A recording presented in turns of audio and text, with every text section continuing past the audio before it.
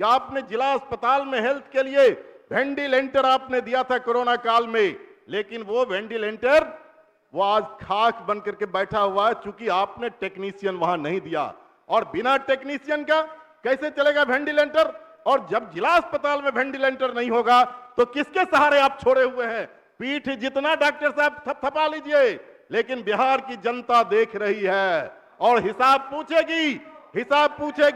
और आपको भी हम कहना चाहते हैं कि कल ही सुप्रीम कोर्ट का जो फैसला आया, दिल को टटोल करके देखिए कि आपने जनतंत्र को हाईजैक करने की कोशिश किया था।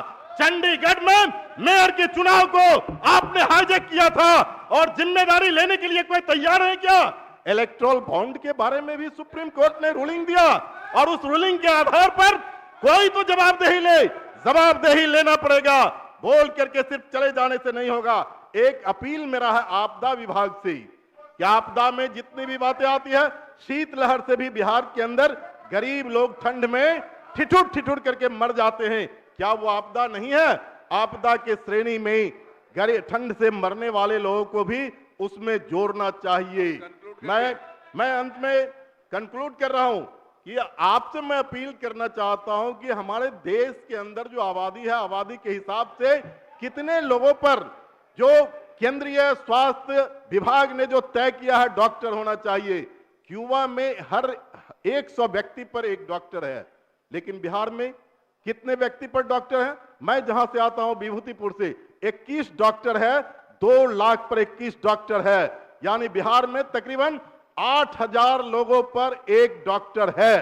क्या 8000 लोगों का इलाज एक डॉक्टर कर सकता है क्या? ये नहीं कर सकता है। ये नाइंसाफी है। इसलिए बिहार के स्वास्थ्य विभाग को ठीक करना चाहते हैं तो डॉक्टर के जितना पद खाली पड़े हुए हैं उस पर अविलंब भर्ती कीजिए। जितने भी पद खाली है सब पर आप भर्ती कीजिए। मैं इन्हीं बातों के साथ अपनी बात खत्म। माननीय श्री सूर्यकांत पासवान 2 मिनट। अध्यक्ष महोदय, मैं कटौती प्रस्ताव के पक्ष में बोलने के लिए खड़ा हुआ हूं। महोदय, सहकारिता जो 2000 से 2005 तक जो सहकारिता थी महोदय, उस समय बैंक चलते थे, सहकारिता पैक्स गोदाम था महोदय, उसमें बैंक चलता था और गांव के किसान उसमें अपना बचत का पैसा रखते थे और उससे खेती करते थे। लेकिन आज उस सहकारिता से बैंक नदारत है महोदय, वो समाप्त हो गया। महोदय स्वास्थ्य की बात, आज सरकार ने स्वास्थ्य विभाग में परिवार कल्याण कार्यकर्ता को उच्चतर पद पर प्रमोशन दिए जाने हेतु 2 बार महोदय वरीयता सूची अधिसूचना संख्या 19,300 दिनांक 13/10/23 और अधिसूचना संख्या 636 दिनांक 10/1/2024 के माध्यम से निर्गत की गई, परंतु अभी तक महोदय प्रमोशन नहीं हुआ है। महोदय ये हालचाल है सरकार का। महोदय स्वास्थ्य विभाग की चर्चा हमारे कई बैठे हुए हमारे सम्मानित डॉक्टर साहब, ये सच नहीं है। बिहार के अंदर जो ठेका पर डॉक्टर को दिया गया है और प्राथमिक स्वास्थ्य केंद्र में जो कर्मचारी दिए गए हैं महोदय, वहां संख्या है 8 सफाई कर्मी सफाई करने के लिए दिया गया है, पैसा उनको दिया जाता है महोदय, उपस्थित रहते हैं 1 कर्मचारी। इसकी जांच होनी चाहिए महोदय। मैं ग्रामीण विकास विभाग की बात करना चाहता हूं महोदय। बैठे हुए हमारे सरवण बाबू, गिलोटिन हो गई है महोदय। अचल महोदय हम लिख लिए हैं, पंचायती राज है महोदय, पंचायती राज विभाग है महोदय। मैं कहना चाहता हूं डंडारी मेरे विधानसभा बेगूसराय जिला के बखरी विधानसभा अंतर्गत महोदय डंडारी प्रखंड है, उसमें एक हमारा पंचायत है महोदय कटरमला उत्तरी पंचायत, जिसको पंचायत समिति डंडारी से पास करके जिला पदाधिकारी बेगूसराय को दिया गया है, जो उसको नावकोठी प्रखंड में सम्मिलित किया जाए महोदय। ये हमारा प्रस्ताव है जिससे वहां कि हमारे जो पंचायत के लोग हैं उनको 15 किलोमीटर घूम करके नदी पार करके महोदय डंडारी ब्लॉक जाना पड़ता है। इसलिए हम माननीय मंत्री जी से आग्रह करेंगे कि इसको डंडारी प्रखंड से हटा करके नावकोठी प्रखंड में महोदय किया जाए। महोदय समाज कल्याण भी आज है। आज हमारे आंगनबाड़ी सेविका सहायिका महोदय 72 दिनों तक अपनी मांगों के समर्थन में हड़ताल पर गई थी महोदय। महोदय उनको उस अवधि की मानदेय महोदय मिलनी चाहिए, यही हम सरकार से आग्रह करते हैं। समाप्त करिए महोदय, बहुत बहुत धन्यवाद। श्री अख्तरुल ईमान नहीं आए, नहीं है। श्री भारत भूषण मंडल जी, माननीय सदस्य श्री भारत भूषण मंडल जी, 17 मिनट समय आपका। जी जी अध्यक्ष महोदय, सरकार द्वारा लाए गए अनुदान मांग पर विपक्ष की ओर से दिए गए कटौती प्रस्ताव के समर्थन में बोलने के लिए खड़ा हुआ हूं।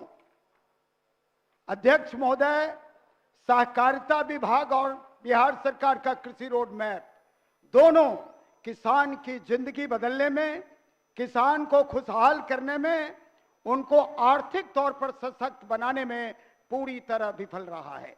आज किसानों की क्या स्थिति है देश में? आपको मालूम है कि किसान आज घोर कर्जा के तले डूबा हुआ है। आज किसान रोज आत्महत्या करने को विवश है। जिस किसान के बलबूते यह देश आज खाद्य के मामले में आत्मनिर्भर बना है, आज वह किसान दिल्ली में पूरा सिंधु बॉर्डर पर लाखों लाख किसान पहुंच गया है। किसान की क्या मांग है?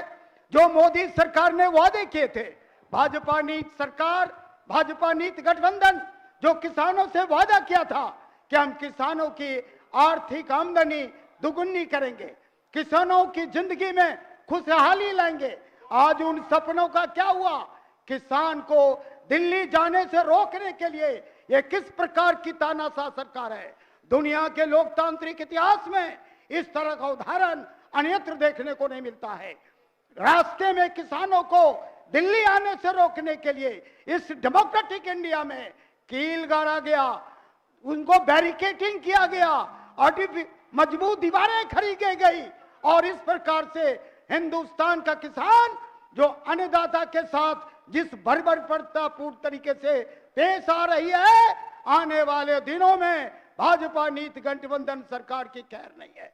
किसानों ने चुनौती दिया है कि यदि स्वामीनाथन आयोग की सिफारिशों को अक्षरशः लागू नहीं किया गया, यदि किसानों की एमएसपी पर गारंटी नहीं दी गई कानून बना करके, उनकी अन्य दूसरी मांगों को नहीं माना गया, तो इस बार किसान मोदी सरकार को उखाड़े बिना दिल्ली से लौटने वाली नहीं है।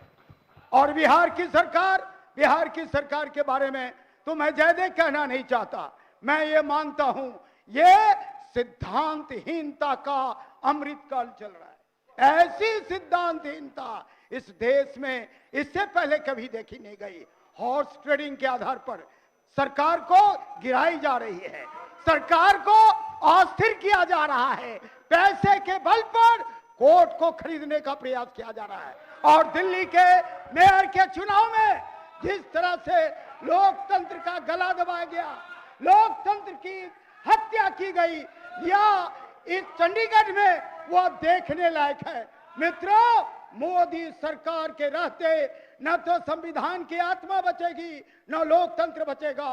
इसीलिए मैं सदन के माध्यम से हिंदुस्तान के 150 करोड़ लोगों से अपील करता हूं कि इस सरकार के रहते ना तो बहुजन का कल्याण होगा, न किसानों का कल्याण होगा, न कामगार का कल्याण होगा, किसी भी कमेरे लोगों का भला भारतीय जनता गठबंधन की सरकार नहीं कर सकती। सहकारिता विभाग पर मैं बिहार की सहकारिता किसानों से जुड़ा हुआ है, इसीलिए हम कहना चाहते क्या हालत हुआ राजनीतिक भ्रष्टाचार की बात मोदी जी बड़े बड़े शब्दों में कहा करते थे। राजनीतिक भ्रष्टाचार के मामले में सुप्रीम कोर्ट ने एक ऐतिहासिक फैसला दिया है इलेक्ट्रिकल बॉन्ड पर। आपको मालूम है कि जो चंदा आता है औद्योगिक घराने से, बड़े पूंजीपति घराने से, कारपोरेट हाउस से 6,500 करोड़ रुपए से अधिक चंदा एक पार्टी को मिला है, वो भारतीय जनता पार्टी को मिला है। इसका जब खुलासा होगा, ब्लैक मनी विदेशों से आया है, ये भ्रष्टाचार नहीं तो क्या है। जो भी नैरेटिव भारतीय जनता पार्टी नीति सरकारों द्वारा गढ़ा रहा था, वो एक एक करके ध्वस्त हो रहा है। पूरा भारतीय जनता पार्टी और उसका गठबंधन भ्रष्टाचार में आकंठ डूबा हुआ है। पूरे देश में इतनी भ्रष्ट सरकार आजादी के बाद कभी नहीं आएगी। इसलिए मित्रों, हम कहना चाहते हैं कि ये ठीक बात है कि सरकारें अदलती बदलती रहती है, लेकिन जो काम तेजस्वी यादव ने बिहार के, अरे जरा सुनिए भाई, बेचारी रेणु देवी जी को तो उप मुख्यमंत्री पद से भी हटा दिया। क्या भारतीय जनता पार्टी सरकार महिलाओं के साथ क्या न्याय कर रही है, आप सभी को मालूम है। मैं कहना चाहता हूं, आप इस बात को ध्यान से सुनिए। सरकारें आती जाती रहती है, लेकिन लोगों के मुद्दे प्रखरता से सामने रहते हैं। आज क्या हो रहा बिहार में? तेजस्वी यादव ने जो 18-17 महीने में पूरे बिहार के और देश के राजनीतिक विमर्श को बदल करके रख दिया। जो काम 17 वर्षों में भारतीय जनता पार्टी नीति सरकार नहीं कर पाई, रोजगार देने का सवाल, अरे भाई साहब बैठिए, ध्यान से सुनिए।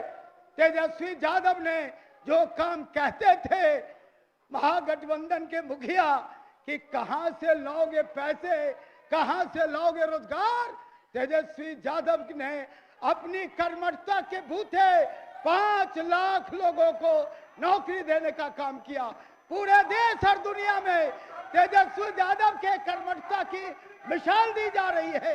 इसीलिए जो भी विभाग तेजस्वी यादव को मिला, वो विभाग आगे बढ़ करके बिहार के लोगों के कल्याण के लिए काम किया।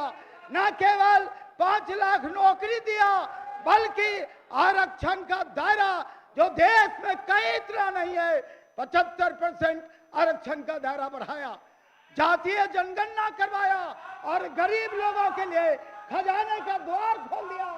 आप घबराइए नहीं, आप जाने वाले हैं, अभी दिनों तक देश की जनता आपको बर्दाश्त नहीं करेगी। इसीलिए हम कहना चाहते हैं कि भारतीय जनता पार्टी के रहते इस मुल्क का भला नहीं हो सकता, और धीरे धीरे इस देश की जनता और बिहार की जनता इसको समझने लगी है।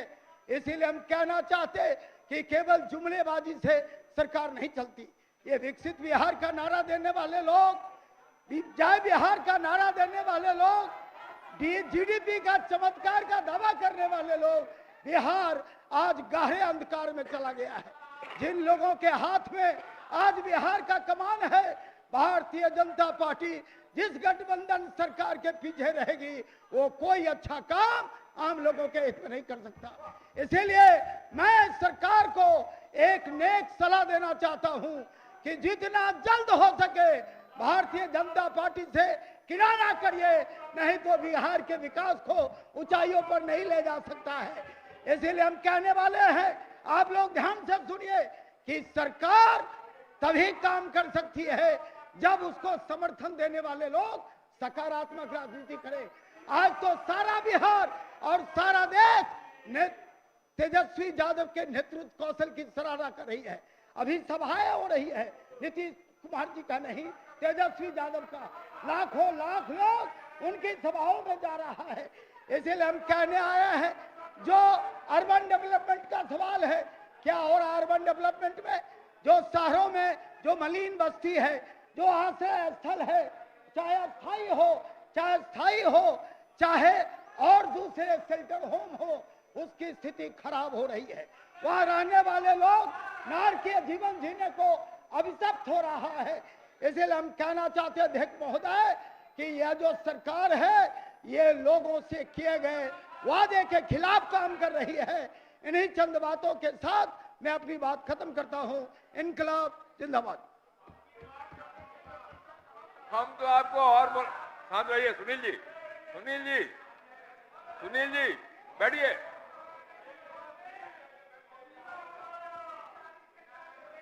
भारत भूषण जी, हम तो आपको और बोलवाना चाहते थे, आप बैठ गए।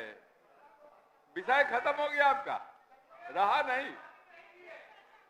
अख्तरुल ईमान साहब, आप कहाँ चले गए थे? आपका नाम पुकारा था मैंने। माननीय अध्यक्ष महोदय, मैं 2-3 मशवरे सिर्फ देना चाहूंगा सर, मेरे पास तो समय ही नहीं है। किसानों को पहले 300 रुपया प्रति क्विंटल बोनस दिया जाता था सर, अब नहीं दिया जा रहा है, उसको दिलाया जाए। कैरेज कॉस्ट बढ़ाया जाए, पैस के कमीशन को बढ़ाया जाए, और मक्का की फसल सर बहुत ही कैश क्रॉप है और सीमांचल में काफी पैदावार है सर, और उसका एमएसपी निर्धारित हो, उसके लिए अनुशंसा जाए सर भारत सरकार को। पंचायत पर टिका हुआ है देश सर, गांव ग्रामीण है, मुखिया का, सरपंच का, जिला परिषद के मेंबरों का, उनका जो जरा सा भत्ता है सर वो बढ़ाया जाए। अमोर में पंचायत के लाख है, आपने उसको नगर पंचायत बना दिया और आज तक जेई नहीं है सर, वो सारा काम वहां पर रुका हुआ है, वो काम वहां पर करवा दिया जाए सर। प्रखंड अमोर एवं बैसा में आपदा पीड़ित हमारे यहाँ काफी घनी नदियां हैं और काफी लोगों के घर कटे हैं सर। मानंदा, डोब, कनकई, मेची, परमान, लगभग 2500 से ज्यादा लोग आपदा प्रभावित हैं सर। उनको न आपदा की राशि मिली, न उनको भूमि मिली घर बनाने के लिए, मात्र 40 से 50 आदमी को मिला है सर, जबकि 2500 से ज्यादा लोग वहां पर विस्थापित है सर। संवेदनशील सरकार है तो संवेदना दिखनी चाहिए, और सीमांचल के साथ तो वो इलाका सबसे करीब है, आंकड़े भी कह रहे हैं सर। आपकी तवज्जो चाहूंगा, अस्पतालों की हालत हमारे यहाँ अच्छी नहीं है, वहां पर डॉक्टर दिए जाए, खासकर अमोर अस्पताल को मकान जर्जर है सर, रहने के लायक नहीं है। मैंने मरीज का इलाज क्या करेगा डॉक्टर घबरा रहा कि कब छत हम पर गिर पड़े, वो मकान बनवा दिया जाए सर। प्रखंड बैसा में हमारे यहाँ ग्रामीण क्षेत्र है और वहाँ एक भी आउटडोर स्टेडियम नहीं है, एक स्टेडियम बनवा दिया जाए सर। और जहां तक कोऑपरेटिव सेक्टर का मामला है सर, पूरे तौर पर चरमराया हुआ है, किसान अपने फसल का 25% भी नहीं बेच पाता है। किसानों को उस वक्त की खरीदारी जो हो रही है और पेमेंट का मामला है, बड़ा लफड़ा लगा हुआ उसमें है। नतीजा ये होता है कि महाजनों के पास बेच लेता है, 1200-1500 रुपए में वो धान बेच लेता है सर, और उसके बाद 1900 रुपया वाला मामला आता है तो वो नहीं बेच पाता है। तो इस तरह की दिक्कतें हैं किसानों की, और आप बड़े संवेदनशील हैं, मैं समझ रहा हूं कि सरकार को आप निर्देशित करेंगे कि कोऑपरेटिव सेक्टर के बढ़ावा दिए बगैर बिहार के किसानों का भला नहीं होने वाला है। और बिहार में चूंकि किसान ही सबसे सब कुछ है, एमएस आपका जो घरेलू उत्पाद है, तो आपका सबसे बड़ा स्रोत तो किसान है, यहाँ पर कल कारखाने नहीं है। तो किसानों की हालत को बेहतर बनाने के लिए कोऑपरेटिव सेक्टर को चुस्त और दुरुस्त किया जाए। बल्कि पिछले दिनों में जो मार्केटिंग को खत्म कर दिया आपने, तो मार्केटिंग व्यवस्था को खत्म करने से बड़ा नुकसान हुआ है। एमएसपी का लाभ लोगों को नहीं मिल पाता है, किसानों को बड़ी दिक्कत हो रही है। और खास करके बटाईदार जो लोग हैं, बटाईदार पैदावार कर रहे हैं, तो बटाईदार वालों को कोई सुविधा नहीं मिल पा रही है। वो फसल भी बेचना चाहता है तो फसल बेचने में दिक्कत होती है, सीओ के यहाँ कागज नहीं बन पाता है उसको। और एक बात और कहूंगा सर, कि सरकारी चाकर मिले, सुविधा मिले, उनको मर जाए तो उनकी बीवी को पेंशन मिले, और इस राज्य में जो किसान अनाज उपजाए सर, उसके लिए कुछ भी सुविधा नहीं हो। किसान खेतों में काम करता हुआ किसान मरे, उसका इंश्योरेंस होना चाहिए। और एक बात और मैं कहूंगा, जो हमारा कल कारखाना जल जाए तो आप उसको इंश्योर्ड करते हैं और उसको इंश्योरेंस का पैसा मिलता है, और हमारी जमीन जब कट जाती है तो बिहार सरकार उसमें जल स्रोत के जरिए से आप उगाते हैं, बालू निकालते हैं, आप मछली पालते हैं, कश्ती चलाते हैं, महसूल वसूल करते हैं। तो हमारी भूमि का भी इंश्योरेंस होना चाहिए, चूंकि कटाव रोकना सरकार का काम है, इसलिए आपदा से बचाया जाए। आपने हमें समय दिया है, मैंने कोई सरकार को चिढ़ाने वाली बातें नहीं की हैं, मैं वो सारी बातें हमने कही हैं जो बिहार की जनता की बुनियादी जरूरत है और जिनका सहकारिता से बड़ा ताल्लुक है। हम आशा करते हैं कि ये सरकार अपनी संवेदनशील का सबूत देगी और सीमांचल के कटाव और विस्थापित लोगों को उसका आपदा के अनुसार जो उनका राशि मिलनी चाहिए देगी। और अभी सर सिर्फ आकलन करा लिया जाए कि किशनगंज में, पूर्णिया में, कटिहार में, अररिया में जो लोग नदी में डूबकर मरे, उनको रुपए मिलने चाहिए, और 3-3 साल हो गए, 5-5 साल हो गए, उनको राशि नहीं मिली। जिन लोगों का घर जल जाता है, उनके पास कुछ नहीं बचता है सर, उनको भी दिलवा दिया जाए। आपने समय दिया, इसके लिए बड़ा आभारी आपका। श्री राणा रणधीर जी, माननीय श्री राणा रणधीर जी। भाई आज का अध्यक्ष महोदय, एक तो मुझे अभी सूचना मिली, मैं सबसे पहले आपको धन्यवाद और बधाई देता हूं। और हम सबके लिए बड़ा ऐतिहासिक क्षण है, गौरव का क्षण है कि भारतीय जनता पार्टी का एक आम कार्यकर्ता जो युवा मोर्चा का कभी अध्यक्ष रहा हो, वो आज बिहार विधानसभा के अध्यक्ष की कुर्सी पर बैठा है। तो आप से हम सब लोग लगातार कुछ ना कुछ सीखते रहें तो आप ही की पंक्तियों से आप ही का स्वागत करता हूं, फिर अपनी बात को आगे बढ़ाऊंगा कि न थके कि जहां रहेंगे वहीं रोशनी फैलाएंगे। बिल्कुल आपके लिए समर्पित है अध्यक्ष महोदय कि जहां रहेंगे वहीं रोशनी फैलाएंगे, किसी चिराग का कोई मकान नहीं होता। और आप ही की पंक्तियां रही कि कभी कभी थके हैं, न कभी पैर, न कभी हिम्मत हारी है, जज्बा है परिवर्तन का जिंदगी में, इसलिए सफर जारी है। और आज उसी के साथ हम इस बात को आगे बढ़ाते हैं अध्यक्ष महोदय कि सहकारिता विषय, स्वास्थ्य और बिहार सरकार, भारत की सरकार, अध्यक्ष महोदय 75 वर्ष हो गए आजादी के, और इन 75 वर्षों में बिहार में 17 चुनाव हुए हैं और करीब 26 मुख्यमंत्री बने।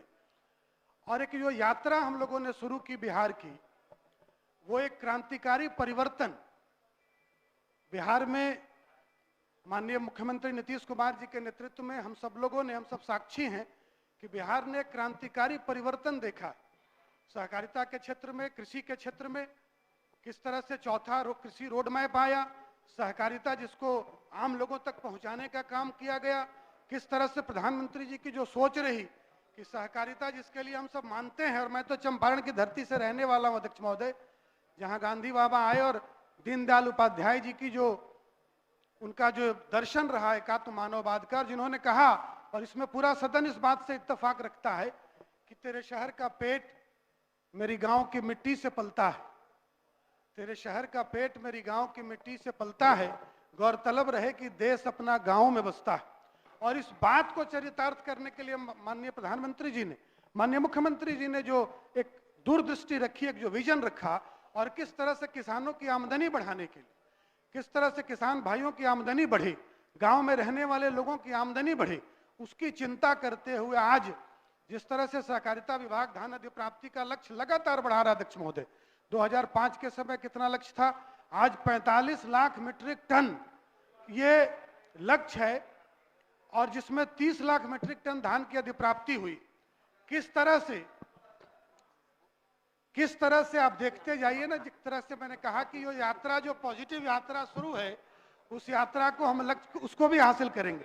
किस तरह से हमने गांव-गांव तक बिजली पहुंचाने का काम किया, गांव में बिजली पहुंचाने का काम किया, खेतों तक सिंचाई पहुंचाने की काम किया, और कल जल संसाधन विभाग की चर्चा थी, और किस तरह से एक विजनरी मुख्यमंत्री ने एक विजन के तहत, एक दृष्टि के तहत, किस तरह से जल स्रोतों को पहले उनकी जल स्रोतों की जानकारी लेना, और उस जानकारी के बाद उन जल स्रोतों को विकसित करना, और उस तरह से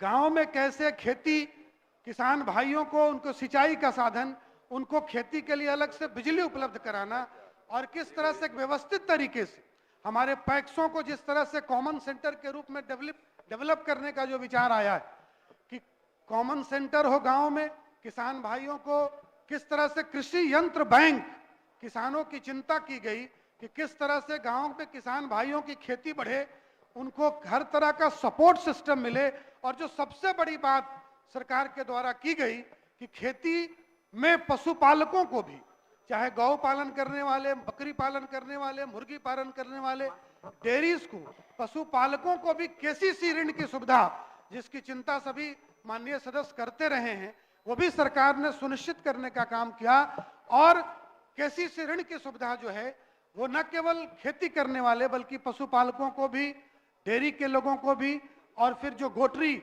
वहां तक भी जाने का काम किया हुआ है। किस तरह से माइन्यूट लेवल पर, और जिस तरह से जीविका के माध्यम से 1,30,00,000 हमारी बहनें इसमें आत्मनिर्भर होने का काम कर रही हैं, और फिर उनके स्वास्थ्य की चिंता, किस तरह से आम आदमी के स्वास्थ्य की चिंता, क्योंकि हम सब इस बात में विश्वास करते हैं कि गांव से ही ताकत मिलती है, गांव से ही, जब तक हम गांव के लोगों को समृद्ध न करेंगे, भारत का विकास माननीय प्रधानमंत्री जी ने कहा है कि जब तक, और केवल कहा नहीं, उस पर योजना रचना बनाकर काम भी किया, किस तरह से किसानों की आमदनी बढ़ी। अभी एक डेटा हमारे माननीय कोई सदस्य मित्र बता रहे थे कि 1,73,000 करोड़ की ऋण माफी हुई, तो किसान सम्मान निधि के माध्यम से 3 लाख करोड़ के लगभग पैसा किसान भाइयों के खाते में जाने का काम हुआ मित्रों 10 वर्षों के अंतर में। तो किसानों की चिंता, महिलाओं की चिंता, गांव में रहने वाले गरीब आदमी की चिंता और नौजवानों की चिंता, क्योंकि भारत जो है वो एक युवा राष्ट्र है, हम युवा शक्ति वाले राष्ट्र हैं। और उस तरह से माननीय प्रधानमंत्री जी ने जो नारा दिया है कि हम ज्ञान के माध्यम से, हम विकास के माध्यम से, पूरी राजनीति जो है विकास को समर्पित की है, ज्ञान को समर्पित की है, गरीब लोगों को, युवाओं को, महिलाओं को और जो किसान, जो हमारे अन्नदाता हैं, उनको समर्पित करने का काम जो माननीय प्रधानमंत्री जी ने किया है। और उसके साथ जो एक बड़ा आह्वान किया है कि हम युवाओं को आगे करके, क्योंकि युवा शक्ति राष्ट्र शक्ति होती है, किस तरह से हम अपने युवाओं को स्किल्ड बनाने का काम करें। और इसी के तहत जो हम सब इस बात को भी मानते हैं, हमारी 5000 वर्ष पुरानी संस्कृति है, जहां व्यक्ति से व्यक्ति को जोड़ने का हमारा इतिहास रहा है, आत्मनिर्भरता का इतिहास रहा है। और उस इतिहास के तहत माननीय प्रधानमंत्री जी ने पहली बार कि हमारे यहाँ कौशल विकास हो, स्किल डेवलपमेंट हो, और खासकर युवाओं का हो, गांव में रहने वाले लोगों का स्किल का डेवलपमेंट हो। और उसके लिए पहली बार भारत की सरकार ने स्किल डेवलपमेंट डिपार्टमेंट शुरुआत किया। और बिहार की सरकार ने युवाओं को ध्यान में रखकर कैसे हमारे युवाओं के अंदर की जो शक्ति है, उनकी जो ऊर्जा है, वो सकारात्मक दिशा में जाए, उन अलग से खेल विभाग का भी अलग से स्थापित करने का काम माननीय मुख्यमंत्री जी के दूरदर्शी नेतृत्व में यह भी काम हुआ है। और इसलिए आज ये बड़ा अवसर आया है कि हमारे साथ ये डबल इंजन की सरकार का जो फिर से अवसर हुआ, और उस डबल इंजन के माध्यम से बिहार के गरीबों का, अन्नदाताओं का, गांव में रहने वाले लोगों का, युवाओं का और नारी शक्ति का, उनका सशक्तिकरण भी होगा, उनका विकास भी होगा। और सबका साथ, सबका विकास, सबका विश्वास लेते हुए नया भारत बनाना है, बढ़ता हुआ विकसित भारत बनाना है। और सदन के मित्रों को इस बारे में जानकारी है कि कैसे भारत की इकोनॉमी कभी फ्रेजाइल 5 में हुआ करती थी। हमारे मित्र जो दंत चिकित्सक भी हैं मुस्कुरा रहे हैं, उनको पता है, पढ़ते रहते हैं, सोशल मीडिया पर एक्टिव रहते हैं। शकील साहब भी बहुत एक्टिव रहते हैं। कांग्रेस के जमाने में यह सदन के लिए बड़े गौरव का विषय है कि जो फ्रेजाइल 5 इकोनॉमी से आज टॉप 5 इकोनॉमी भारत की जो हुई है। और आप आज जो नारा चला है 400 पार का, मित्रों आप साथ देकर देखिए, आज देश के प्रधानमंत्री जी को, पूरी दुनिया को पता है कि नरेंद्र मोदी जी फिर से प्रधानमंत्री बनने वाले हैं। इसलिए जुलाई में, अगस्त में, सितंबर में, अक्टूबर में, नवंबर में भी बाहर के देशों से माननीय प्रधानमंत्री जी को न्योता आ रहा है। मित्रों, यह पहली बार हुआ है कि देश के प्रधानमंत्री के बारे में, कि देश का प्रधानमंत्री कौन होगा, पूरी दुनिया आश्वस्त है, आप भी आश्वस्त हैं। और हम सब, आप इंतजार करिए, बिहार के किसानों को, देश के किसानों का जो सम्मान हुआ है, अजीत जी, वो बिहार देश का किसान पूरी ताकत से नरेंद्र भाई मोदी को फिर से प्रधानमंत्री बनाने का काम करेगा और बिहार की डबल इंजन सरकार को पूरी मजबूती देगा, ताकि बिहार के विकास को नया बिहार बनाना, विकसित बिहार बनाना है। 2047 तक आप चिंता नहीं करिए, आप साथ दीजिए, देश के किसान साथ देंगे तो भारत की अर्थव्यवस्था जो है, मित्रों, हमारे लिए बड़ा गौरव का क्षण आने वाला है कि जिस ब्रिटेन की सरकार ने 150-200 वर्षों तक हम पर शासन किया, उसको हम पछाड़ कर 5वें नंबर पर आए हैं। हम जर्मनी को पछाड़ने वाले हैं। सुदामा जी बैठे हैं, जहां की विचारधारा लेकर आप काम करते हैं, उनको पीछे छोड़कर हम दुनिया की 4थी नंबर की आर्थिक अर्थव्यवस्था वाली देश बनेंगे। और 2029 तक हम दुनिया के 3रे नंबर की अर्थव्यवस्था वाली देश होंगे। मित्रों, और जिस प्रकार से काम हो रहा है, जिस प्रकार से योजना रचना बनी है, आने वाले 50-100 वर्षों तक भारतीय जनता पार्टी का शासन होगा और 2020-47 तक हम विकसित भारत का सपना, विकसित बिहार के सपने के साथ हम पूरा करने का काम करेंगे। भाइयों और बहनों, अध्यक्ष जी, माननीय मुख्यमंत्री जी के साथ आप देख लीजिए किस तरह से हम लोगों ने गांव में, हमारे सहकारिता मंत्री जी बैठे, गांव में किसान लोगों के और उनके आम की मदद के लिए वहां से दवाई, जन औषधि केंद्र, हमने पैक्सों के सशक्तिकरण के लिए जन औषधि केंद्र में दवाई वहां से किसान भाइयों को, गांव में रहने वाले लोगों को मिलेगा। कॉमन सर्विस सेंटर हम लोगों ने बनाने का काम किया है। पैक्सों के माध्यम से पैक्सों को और कितना सुदृढ़ कर सकते हैं, उसकी पूरी योजना रचना हम लोगों ने बना के रखी है। देश को आगे बढ़ाएंगे, बिहार को आगे बढ़ाएंगे। बिहार के विकास की दर आप सब लोगों ने देखा है, आर्थिक सर्वेक्षण में बिहार के विकास का दर आपने देखा है, किस तरह से बिहार आगे बढ़ रहा है। हमारे माननीय मुख्यमंत्री जी ने कहा, सम्राट चौधरी जी ने और विजय सिन्हा जी ने, कि पहले ठहरा हुआ विकास से आगे बढ़ता हुआ विकास ले जाने का जो प्रण लिया है और डबल इंजन की सरकार में उसको पूरा करने का भी काम माननीय अध्यक्ष महोदय हम लोग और बिहार की सरकार, एनडीए की सरकार, जदयू और भाजपा की सरकार पूरा करने का काम करेगी। हमारे अभिभावक मांझी जी भी बैठे हैं। तो सबका साथ सबका विकास लेते हुए हम सब विकसित भारत भी बनाएंगे और विकसित बिहार भी बनाने का हम सब काम करेंगे। आपको यह भी बता देता हूं, ये सरकार कहीं भेदभाव नहीं करती और हमको तो सौभाग्य हुआ कि जिस तरह के अध्यक्ष हमको मिले, कि किस प्रकार से, देखिए कर्पूरी ठाकुर जी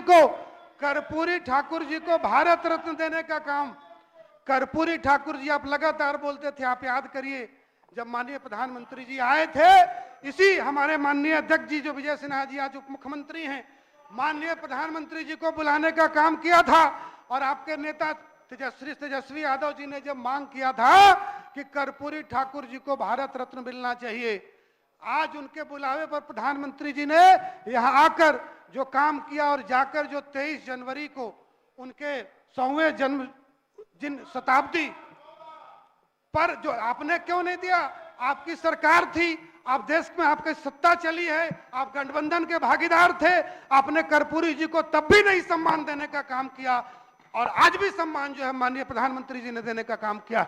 कांग्रेस सरकार, कांग्रेस पार्टी के प्रधानमंत्री को नरसिम्हा राव जी को सम्मान देने का काम किया है।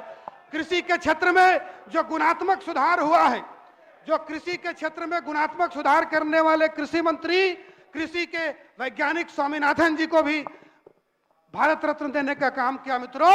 और जो भारत की आत्मा है, जो भारत की संस्कृति है, 5000 वर्ष पुरानी संस्कृति, जहां भगवान राम आए, भगवान कृष्ण आए, आचार्य चाणक्य आए, आज देश को, देश की सांस्कृतिक प्रतिष्ठा को, देश के विरासत को, देश की आत्मा को, राम लल्ला को अयोध्या में स्थापित करने का काम हुआ है मित्रों। इसलिए पूरा देश, देश की जनता, माननीय अध्यक्ष जी, देश की जनता तैयारी में है और पूरा विश्व इंतजार कर रहा है। तभी तो माननीय प्रधानमंत्री जी को मई में, जून में, जुलाई में, अगस्त में दुनिया भर के देशों का निमंत्रण आ रहा है। ये नया बिहार बनाने का, नया भारत बनाने का अध्यक्ष महोदय ये नया अवसर है। और जैसा माननीय मुख्यमंत्री जी ने कहा है, आप देखिएगा कैसे हम लोग 2024 में 400 पार और 2025 में 200 पार के साथ फिर से बिहार के विकास में, बिहार की जनता के विकास में, किसानों के लिए, गरीबों के लिए, अपने अन्नदाताओं के लिए और नारी शक्ति के सशक्तिकरण के लिए हम और काम करेंगे। आप रहेंगे तो आपके साथ भी काम करेंगे। माननीय प्रधानमंत्री जी का तो नारा है कि सबका साथ, सबका विकास, सबको साथ लेकर काम करना है और हम सब इसमें विश्वास करते हैं, हम सब इस बात को मानते हैं। कर्पूरी जी ने कहा था, आज कर्पूरी जी को भारत रत्न मिला, हम सब लगातार उसके लिए पूरा देश, बिहार विशेष रूप से, और हम सब चूंकि उसी उत्तर बिहार के इलाके से आते हैं, इसलिए हम लोग तो विशेष रूप से इस अवसर को, इसके प्रति भारत सरकार को बहुत बहुत धन्यवाद और बधाई भी देते हैं। और कर्पूरी जी का एक बहुत बढ़िया शेर अध्यक्ष महोदय, कर्पूरी जी की पंक्तियां पढ़ के अपने वाणी पर विराम दूंगा। कर्पूरी जी की पंक्तियां सुन लीजिए। कर्पूरी जी ने इसी सदन में कहा था कि बहुत दिन चला हूं किनारे किनारे, अब जी चाहता है कि मौजों से खेलूं। बहुत दिन चला था किनारे किनारे, अब जी चाहता है कि मौजों से खेलूं। मौजे तूफान मेरी लाज रखना, अहले साहिल ने ठुकराया है मुझे। आपने ठुकराया था, नरेंद्र मोदी जी ने कर्पूरी जी को भारत रत्न देकर सम्मानित करने का काम किया। अध्यक्ष जी, आपने अवसर दिया, आपको बहुत बहुत धन्यवाद। जनक जी को धन्यवाद, अपने माननीय मुख्यमंत्री जी को धन्यवाद, बहुत बहुत धन्यवाद। श्री राजकुमार सिंह, 5 मिनट आपके पास है, 5 मिनट। अध्यक्ष महोदय, सहकारिता विभाग के आज 1209 करोड़ से अधिक की राशि पे जो अनुदान मांग आया है, उसके समर्थन में मैं यहाँ पर हूँ। और हम सब जानते हैं कि सहकारिता विभाग किसानों के, गांवों के लोगों से जुड़ा हुआ ये विभाग है और किसानों की समृद्धि के लिए लगातार इस विभाग के माध्यम से सरकार प्रयास कर रही है। कृषि रोड मैप के जरिए जिस तरीके से 200, 500 और 1000 मेट्रिक टन के भंडारण क्षमता का गोदाम बनाया जा रहा है, उसमें अभी तक 113 गोदामों की संरचना निर्माण कार्य पूर्ण हो चुका है और 2024-25 में 460 गोदाम और बनने हैं, वो निर्माणाधीन है। इस विभाग ने जो कार्य किए हैं उसमें कई तरह की चीजें हैं, उसमें जैसे कि पैक्स के माध्यम से और कृषि संयंत्र बैंक की स्थापना हो रही है हर एक पैक्सों में, जो 8,763 पैक्स हैं हमारे राज्य में। हर एक पैक्स में 15,000 से अधिक के कृषि संयंत्र को रखना है, उसमें 14,000 से अधिक के संयंत्रों का व्यवस्था हो चुका है और बाकी के लिए भी व्यवस्था हो रही है। उसी तरीके से किसानों के लिए जो किसान फसल सहायता दी जाती है, उसमें भी सरकार लगातार सिर्फ खरीफ के दरमियान में किसानों के लिए काफी सहायता दी गई है। इसके अतिरिक्त जो कार्य हो रहे हैं सहकारिता विभाग में, जो हमारे किसान हैं जो सब्जी की खेती करते हैं, उसके लिए पटना तिरहुत प्रमंडल के द्वारा समितियों के द्वारा किसानों का फसल खरीदकर उसको थोक और बाजार मूल्य में उनका विपणन किया जा रहा है। इससे किसानों की आय में भी वृद्धि हो रही है। सहकारिता विभाग चूंकि अध्यक्ष जी आपने सिर्फ 5 मिनट का समय है और फिर औचक ही बोलने का मौका मिला है, तो मैं अपनी बात को एक आधा शेर कहना बनता है। आप सुने, आप ही के लिए कहता हूं कि वाकिफ नहीं है जो लोग सफर के उसूल से, वाकिफ नहीं है जो लोग सफर के उसूल से, साये की भीख मांग रहे हैं बबूल से। मैं अब तक सफर में हूं इस एतमाद पर, मैं अब तक सफर में हूं इस एतमाद पर, उभरेंगी मंजिलें कदमों के धूल से। मेरी सरकार लगातार अपने मंजिल की ओर लगातार बढ़ रही है। माननीय नीतीश कुमार जी के नेतृत्व में एनडीए की ये सरकार बिहार ही नहीं पूरे देश में इस बिहार को अग्रणी ले जाएगी। और आपको तो अभी पता होना चाहिए कि स्वास्थ्य के क्षेत्र में जिस तरीके से हम आकांक्षी, कई क्षेत्रों में आकांक्षी राज्य हुआ करते थे, आज के समय में हम अग्रणी राज्य की भूमिका में आ चुके हैं। इस सरकार में जिन जिन लोगों ने सरकार का साथ दिया है, सरकार की बदौलत और उस नेतृत्व की बदौलत उन्होंने अपने काम को चमकाने का प्रयास किया है। सारा काम माननीय मुख्यमंत्री जी का, उनकी योजनाओं का, उनकी कार्यशैली का रहा, लेकिन साथ में आप हैं तो उसका श्रेय लेने की कोशिश आप निश्चित रूप से करेंगे। लेकिन आपकी आत्मा भी जानती है और अंतरात्मा भी जानती है कि सरकार की जो नीति थी, जो योजनाएं थी लगातार पूर्व से चली आ रही थी, उन्हीं योजनाओं को और उन्हीं नीतियों को सरकार ने लागू किया, जिसके कारण आज इतनी संख्या में नियुक्तियां हुई हैं। ये सारे चीज सरकार ने किए हैं। तो मैं अपनी बात को अध्यक्ष महोदय, यदि चूंकि किसानों की बात है और किसानों की बात है अध्यक्ष महोदय, और जब इस देश के 140 करोड़ की आबादी के में 80 करोड़ लोगों को आज भी मुफ्त अनाज देकर और मुफ्त अनाज देकर उनको भुखमरी से बचाया जा रहा है, तो इस देश के किसानों का उसमें सबसे बड़ा योगदान है। हमें किसानों के मामले में बिल्कुल संवेदनशील रहना चाहिए और तमाम सरकारें हमेशा से रही हैं और हमारी सरकार भी, एनडीए की सरकार भी, माननीय प्रधानमंत्री भी और हमारे मुख्यमंत्री तो हमेशा किसानों के प्रति संवेदनशील रहे ही। अंत में सिर्फ मैं एक बड़ी ही मार्मिक, अगर अध्यक्ष जी का इजाजत होगा तो एक मार्मिक नज्म से मैं अपनी बात को समाप्त करूंगा। ये कई तरीके का तंज इसमें है, कुछ अधिकारियों के ऊपर भी है, लेकिन ये हकीकत भी है। मैं, अगर अध्यक्ष जी की इजाजत हो तो मैं कहूँ। जरूर बोलिए। मैं तो चाहता हूं कि शेरो शायरी का पुराना दौर फिर से आ जाए, लेकिन लोग ही नहीं है, लोग ही नहीं। एक आप कभी कभी बोल लेते हैं, बोलिए। ये उन गरीब लोगों के लिए है और जो लगातार तंत्र की व्यवस्था से परेशान हो जाते हैं, उनके ऊपर है कि खुददार मेरे शहर का फाकों से मर गया। खुददार मेरे शहर का फाकों से मर गया। राशन जो आ रहा था वो अफसर के घर गया। चढ़ती रही मजार पर चादर तो बेशुमार। बाहर जो एक फकीर था सर्दी से मर गया।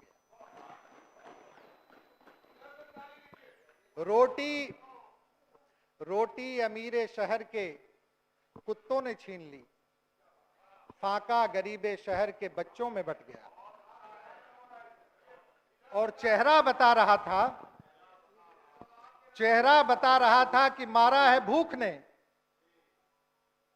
चेहरा बता रहा था कि मारा है भूख ने। हाकिम ने कह दिया कुछ खा के मर गया। ये विडंबना निश्चित रूप से रही है।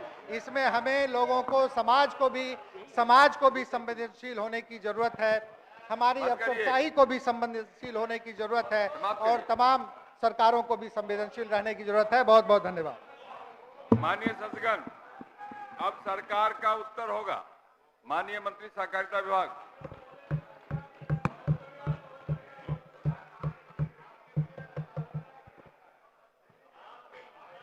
माननीय अध्यक्ष महोदय, मैं भागवत गीता के श्लोक से अपनी बात की शुरुआत कर रहा हूं। कृष्णाय वासुदेवाय हरे परमात्मने परमता क्लेश नाशाय गोविंदाय नमो नमः।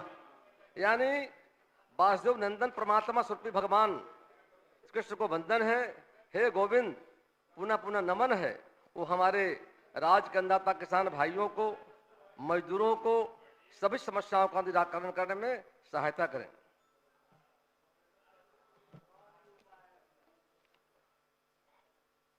माननीय अध्यक्ष महोदय, मैं देश के यशस्वी प्रधानमंत्री आदरणीय श्री नरेंद्र भाई मोदी जी व बिहार के लोकप्रिय विकास पुरुष और माननीय मुख्यमंत्री नीतीश कुमार जी का, भारत सरकार के और देश के लोकप्रिय हम सबों के नेता भारत के गृह मंत्री आदरणीय अमित शाह जी के प्रति, हमारे आदरणीय अध्यक्ष जगत प्रसाद नड्डा जी के प्रति और हमारे माननीय उप मुख्यमंत्री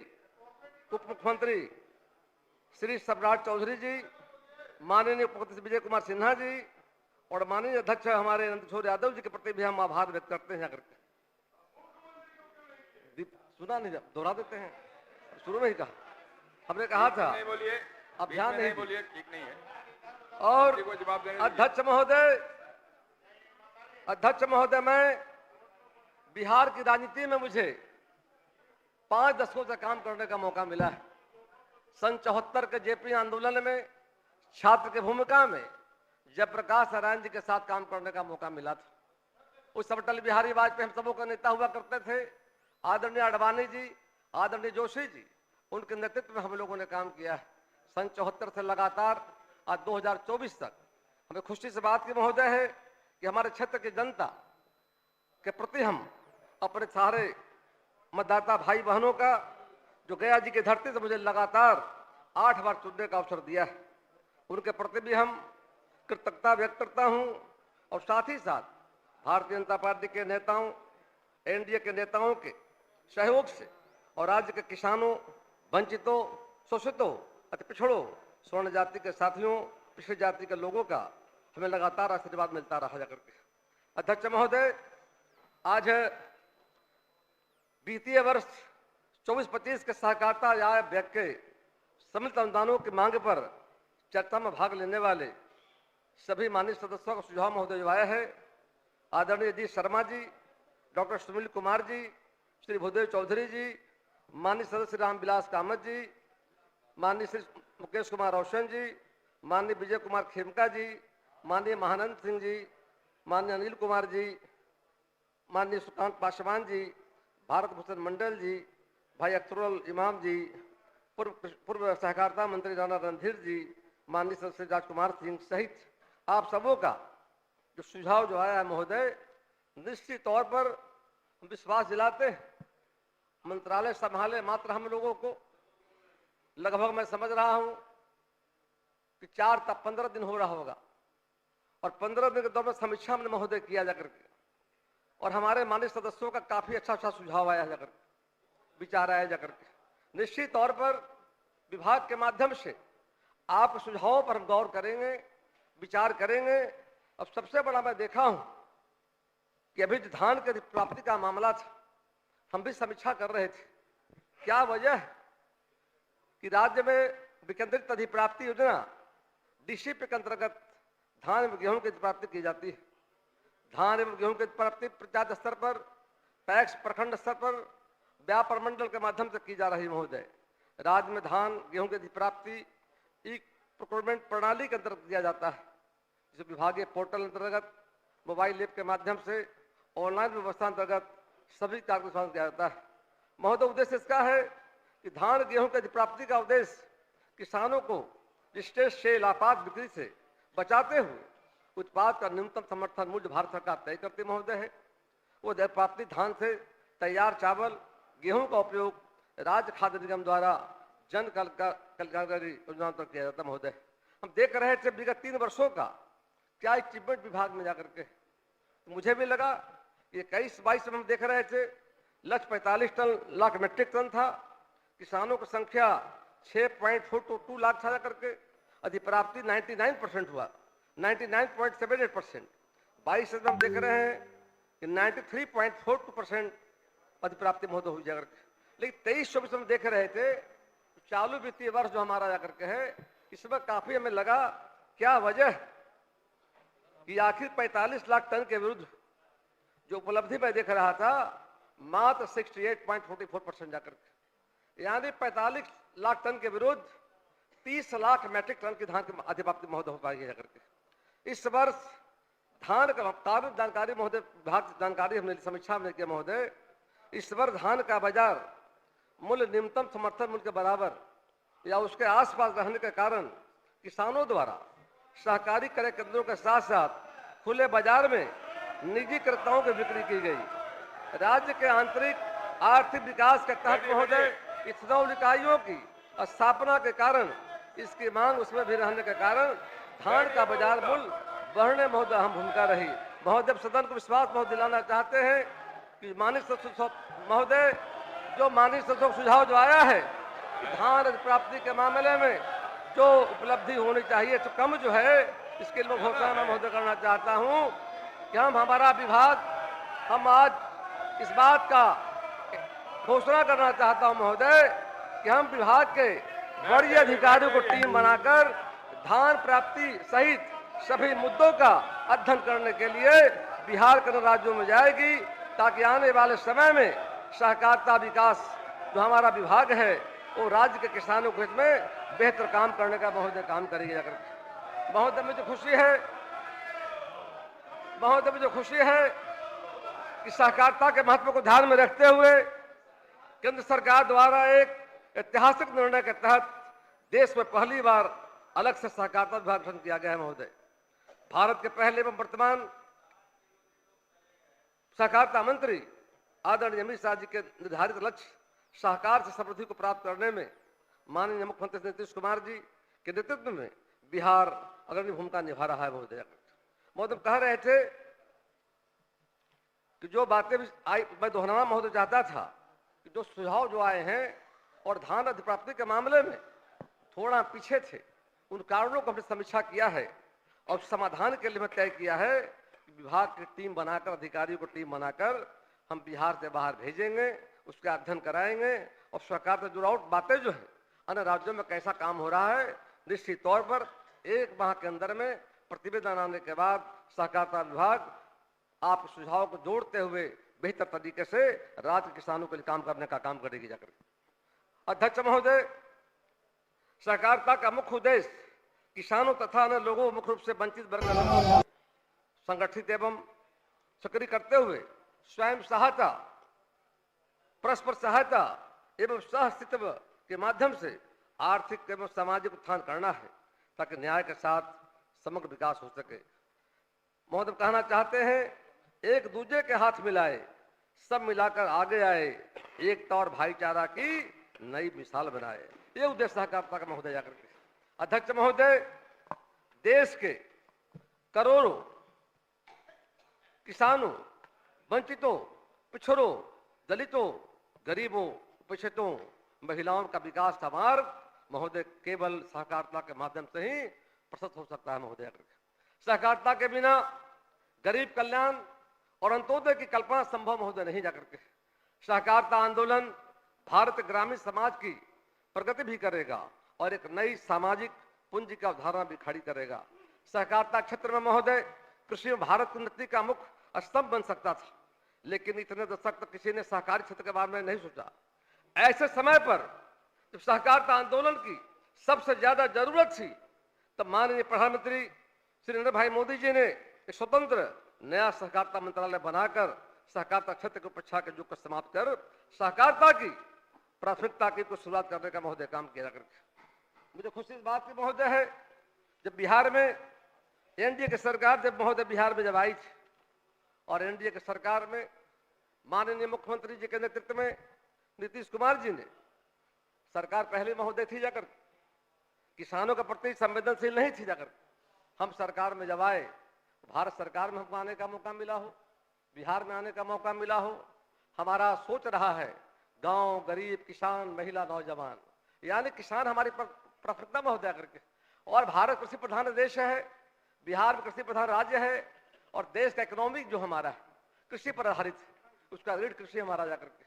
और निश्चित तौर पर महोदय माननीय मुख्यमंत्री जी ने, उससे पहले भी सरकार थी 2005 के पहले जाकर के, अंधेरे का बिहार, गड्ढे का बिहार, बिहार में राज कानून नाम का चीज था ही नहीं जाकर के।